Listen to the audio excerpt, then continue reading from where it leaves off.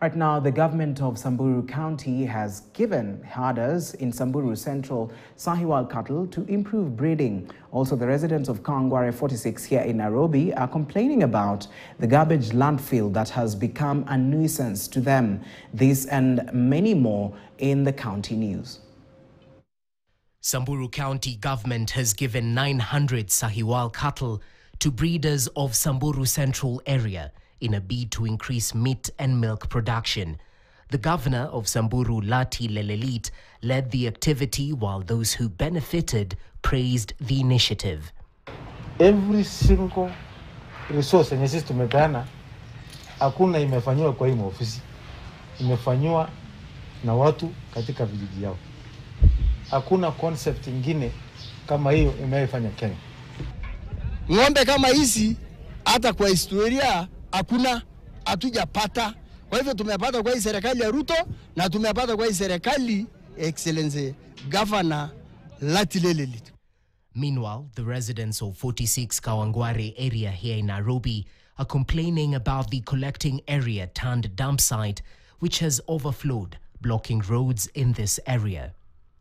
Baba kufika saa hii haitolewi from December up to now. Na kanjia tuanga magari mbili tatu wanaenda. Ploti yenye niko kuna magari ziko, kuna gari ya tenants zimekaa kwa plot 4 months. Haitolewa kwa sababu imefungiwa na takataka kwa njia. Also, the leaders of the Somali community in Isiolo County have complained about the increase in insecurity cases and accused the CS for Interior, Professor Kithure Kindiki, for not taking any action.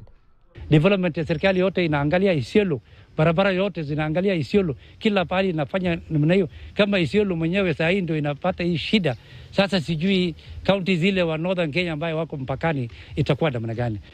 And in different news, the Department of Kenya Forest Services, KFS, has started using technology to manage forests in Kilifi County.